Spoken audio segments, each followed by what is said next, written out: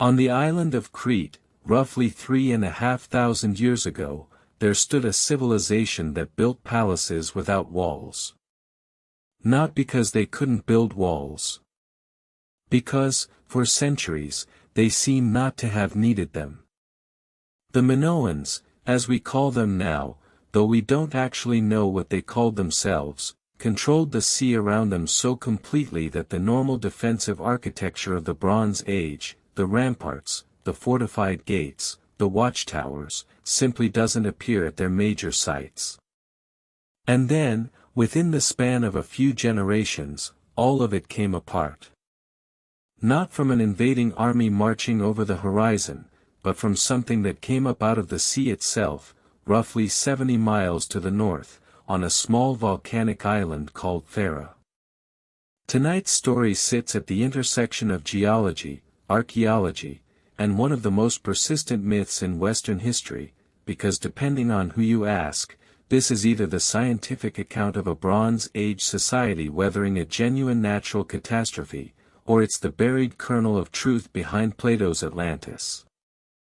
We're going to walk through both, and be honest about where the evidence actually lets us stand. Let's start with Crete itself, before anything erupted, because it's easy to skip past just how remarkable this civilization already was. By around 2000 BCE, the Minoans had built enormous palace complexes at Knossos, Phaistos, Malea, and Zakros, structures that weren't single buildings so much as sprawling administrative cities in miniature, with storage magazines holding thousands of gallons of oil and wine in painted ceramic jars, workshops for bronze casting and stone carving, and multi-story residential quarters wrapped around open central courts. Knossos alone covered several acres and, by some estimates, may have housed thousands of people directly, with the surrounding town holding many thousands more. The frescoes that survive from these palace walls show us a world startlingly full of color and motion, bull leapers vaulting over the horns of charging animals, women in elaborate flounced skirts gesturing to each other in what look like genuine private conversations, dolphins and octopuses rendered with a fluid, almost playful naturalism you don't see again in European art for a very long time afterward. This was a maritime trading power, its ships reaching Egypt, the Levant, and the Greek mainland, its painted pottery turning up in tombs and palaces hundreds of miles from Crete's own shores.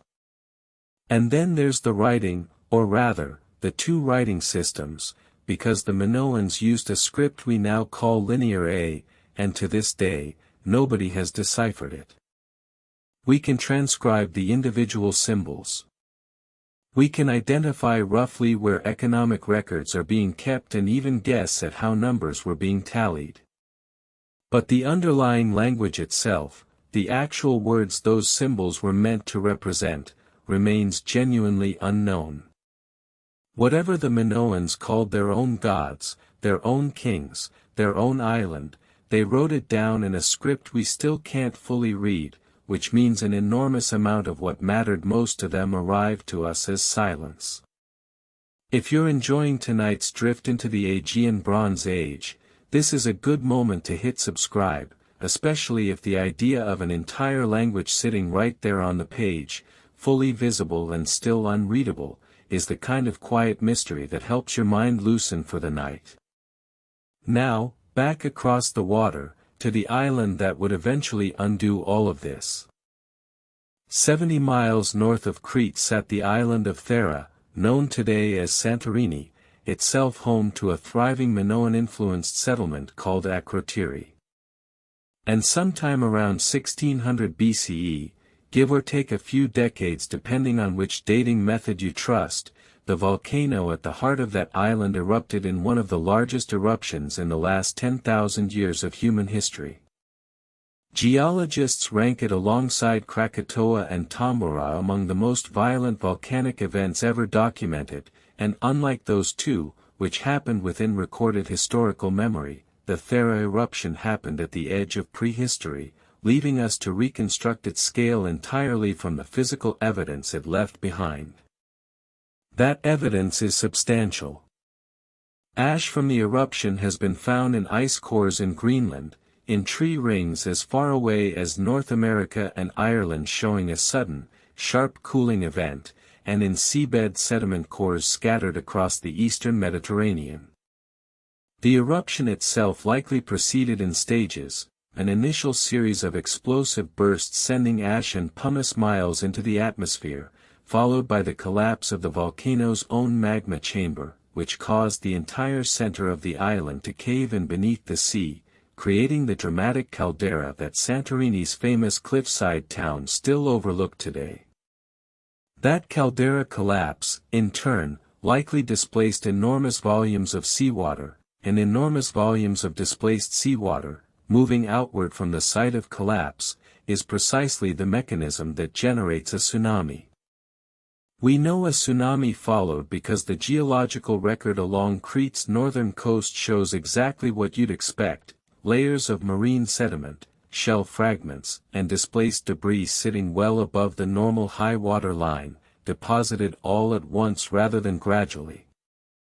Estimates for the wave's height, by the time it reached Crete's shore, range anywhere from a few meters up to what some researchers argue could have been over 10 meters in certain exposed coastal locations, though this remains genuinely debated among specialists, and the truthful answer is that the exact height varied dramatically depending on local coastline geometry.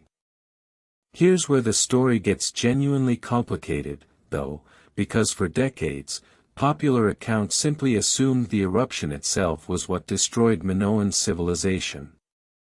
Tsunami hits the coast, ports and coastal fleets are wiped out, ash smothers crops, and a great Bronze Age civilization collapses in one single, cinematic afternoon.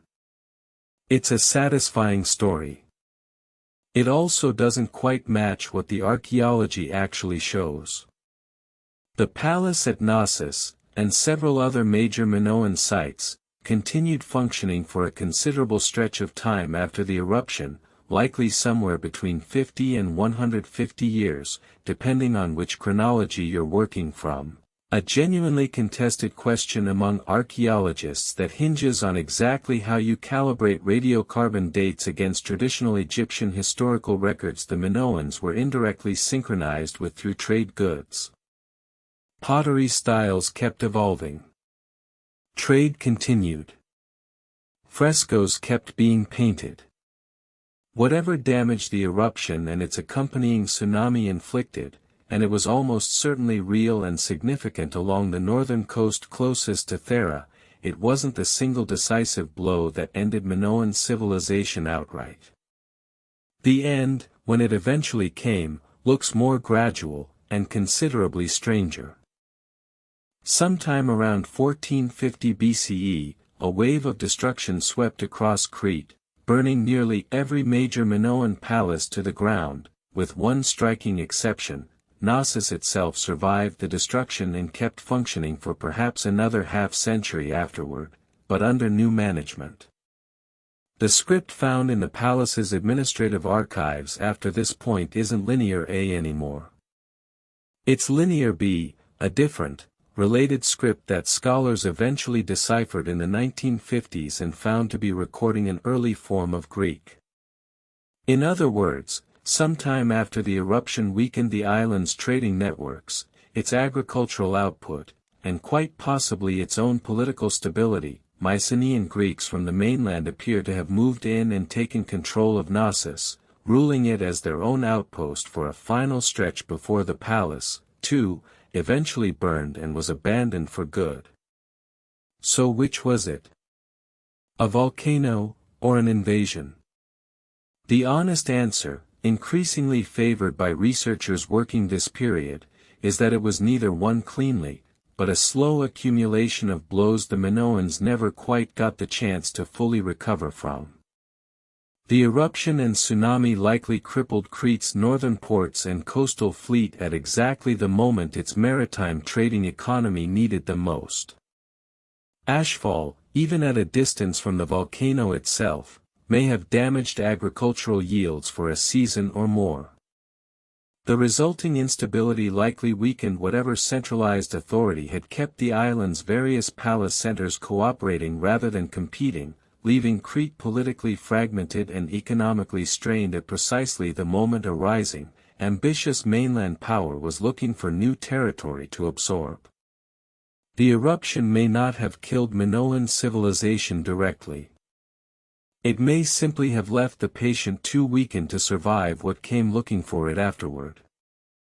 Now, about Akrotiri, because this is where the story turns from geology into something closer to a time capsule. Buried under meters of volcanic ash and pumice on Thera itself, the Bronze Age town of Akrotiri sat forgotten for over 3,000 years until Greek archaeologist Spiridon Marinatos began excavating it in 1967.